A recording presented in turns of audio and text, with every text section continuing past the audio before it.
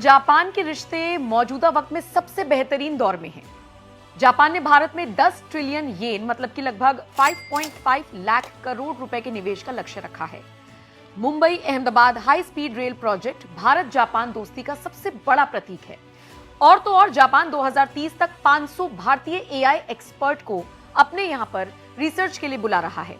लेकिन इन सब के बीच अगर मैं आपसे कहूं कि इतना सब होने के बावजूद कोई भी आम जापानी किसी भी भारतीय को अपने घर बुलाना पसंद नहीं करता, तो आप क्या कहेंगे? हो गए ना आप भी हैरान। जापान में 1 साल रहने और काम करने वाले एक शख्स ने सोशल मीडिया पर अपने इस अनुभव को साझा किया। उनका दावा है कि कई सारे जापानी लोगों को मैंने अपना दोस्त बनाया, लेकिन भारतीयों को घर बुलाने से जापानी कतराते हैं। उन्होंने अपने जापानी दोस्त से इसका कारण पूछा और जो जवाब मिला वो बहुत चौंकाने वाला है। जवाब ये मिला कि हमें भारतीयों का इतिहास पढ़ाया तो जाता है, इसलिए नहीं कि हम भारतीयों से दोस्ती करें, बल्कि इसलिए कि हम उनसे दोस्ती को एक चेतावनी समझें। मतलब जापान में भारतीय इतिहास चेतावनी के तौर पर पढ़ाया जा रहा है। सवाल यह है कि क्या ये वाकई सच है? क्या वाकई जापानी लोग भारतीयों से दूरी बनाते हैं? इसका जवाब खोजने की हमने बहुत कोशिश की, लेकिन कहीं भी ऐसा कुछ नहीं मिला। लेकिन हाँ, जो इतिहास के पन्नों पर लिखे चैप्टर्स मिले, उन्होंने ये जरूर सोचने पर मजबूर कर दिया कि कुछ भारतीयों ने ही कैसे भारतीयों के साथ गद्दारी की, चंद चांदी के सिक्कों के लिए मुगलों के आगे घुटने टेक दिए, अंग्रेजों की सेना में भर्ती हो गए, जनरल डायर के कहने पर भारतीयों पर ही गोलियां चला दी। वाकई इतिहास को क्या सच में चेतावनी के रूप में लेना चाहिए? आज इसी पर मंथन करेंगे। साथ ही साथ ये भी बताएंगे कि जापान में सिर्फ भारतीय ही नहीं बल्कि किसी भी विदेशी मेहमान को अपने घर न बुलाने के कई कारण हो सकते हैं। ये किसी भेदभाव के कारण नहीं बल्कि जापान की गहरी सांस्कृतिक परंपराओं की वजह से बताया जाता है। जापान में मेहमानों को घर न बुलाने के पीछे के कारण ऊंची सोतो की अवधारणा। जापान में ऊंची का मतलब है घर या अंदर का घेरा और सोतो का मतलब है बाहर की दुनिया। जापानी लोग अपने घर को एक बहुत ही निजी और पवित्र स्थान मानते हैं। वो मानते हैं कि घर केवल परिवार के लिए, रेस्टोरेंट, कैफे वगैरह दोस्तों और मेहमानों से मिलने के लिए। ओमोतेनाशी का दबाव।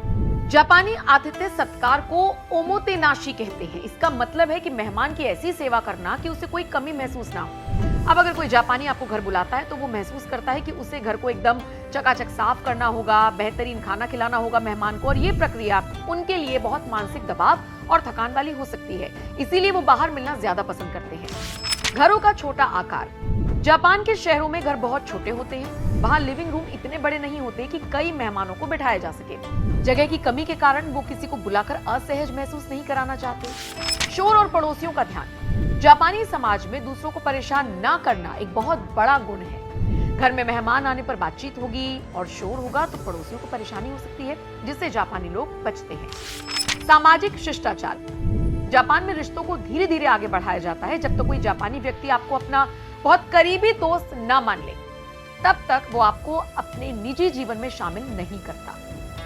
इसके पीछे और भी कई कारण हैं, जैसे कि बुशिडो और आत्मसम्मान की संस्कृति। जापान की संस्कृति में बुशिडो यानी योद्धा का रास्ता, इसका बहुत महत्व है। इसमें हार मान लेने के बजाय लड़कर मर जाने को अधिक सम्मान दिया जाता है।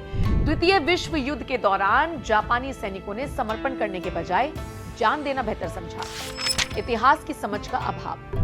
अधिकांश आम जापानियों को भारतीय इतिहास की गहराई जैसे कि बांटो और राज करो की नीति या आर्थिक शोषण का पता नहीं है। उनके लिए ये एक संख्या का गणित बन जाता है। मतलब इतने कम लोग इतने सारों पर कैसे राज कर गए। वो इसे सैन्य शक्ति या अनुशासन की कमी के रूप में देखते हैं। प्रगति के प्रति उनका झुकाव। जापानी लोग सफलता और अनुशासन को बहुत महत्व देते हैं। उन्होंने बहुत कम समय में खुद को आधुनिक बनाया है और पश्चिमी ताकतों को टक्कर दी है। इसीलिए वो कभी कभी उन देशों को थोड़ी कमतर नजर से देखते हैं जो लंबे समय तक गुलाम रहे। ये केवल भारतीयों के लिए नहीं है बल्कि अन्य एशियाई देशों के लिए भी उनकी सोच का एक हिस्सा रहा है। नेताजी सुभाष चंद्र बोस और उनका सम्मान। हालांकि जापान में नेताजी सुभाष चंद्र बोस को बहुत सम्मान दिया जाता है। जापानियों ने ही आजाद हिंद फौज की मदद की थी क्योंकि वो चाहते थे कि भारतीय हथियारों के बल पर अपनी आजादी छीने। निश्चित तौर पर वो भारतीयों को कमजोर नहीं मानते बल्कि उस समय के नेतृत्व और संगठित होने की कमी को कारण मानते हैं। अब ये तो रही बरसों पुरानी सोच। अब युवा पीढ़ी क्या सोचती है जापान की, वो भी आपको जानना चाहिए। वास्तविकता क्या है? आज की युवा पीढ़ी जापान में ऐसा नहीं सोचती। वो भारत को एक सॉफ्टवेयर पावर, परमाणु शक्ति और एक उभरती हुई अर्थव्यवस्था के रूप में देखते हैं। उनके लिए 100-200 साल पुरानी बात से ज्यादा आज का ब्रांड इंडिया मायने रखता है। हाँ, कुछ रूढ़िवादी लोग ऐसी सोच रख सकते हैं, लेकिन ये उनकी भारतीय इतिहास के प्रति अज्ञानता है, ना कि कोई वैज्ञानिक तथ्य है। भारत की विविधता और अंग्रेजों की कूटनीति को समझना किसी बाहरी व्यक्ति के लिए थोड़ा सा मुश्किल होता है। फिर भी अगर जापान की पुरानी पीढ़ी गुलाम रहे देशों को लेकर ऐसी सोच रखती है, और तब भी अगर कोई जापानी आपको अपने घर पर बुलाता है, तो समझ लीजिए कि आप उनके लिए बहुत खास हैं और उन्होंने आप पर बहुत भरोसा जताया है। खैर, अब सवाल उठता है कि जापान में भारत के इतिहास को चेतावनी के तौर पर ही क्यों लिया जाता है। भारत को अंग्रेजों ने जिस तरह से अपना गुलाम बनाया था, वो इस पर सवाल खड़े करते हैं। तो आइए पहले इसे ही समझिए। अंग्रेजों की वास्तविक संख्या कितनी थी? इतिहासकारों के अनुसार भारत में अंग्रेजों की संख्या कभी भी इतनी नहीं थी कि वो अकेले अपने दम पर शासन कर सके। 1857 के विद्रोह के समय भी भारत में लगभग 45,000 ब्रिटिश सैनिक ही थे, जबकि भारतीय सैनिक जो अंग्रेजों के लिए काम करते थे, उनकी संख्या 2,30,000 से ज्यादा थी।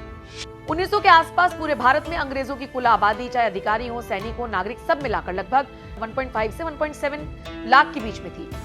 उस समय भारत की जनसंख्या लगभग 30 करोड़ थी, यानी लगभग 2000 भारतीयों पर केवल एक अंग्रेज था।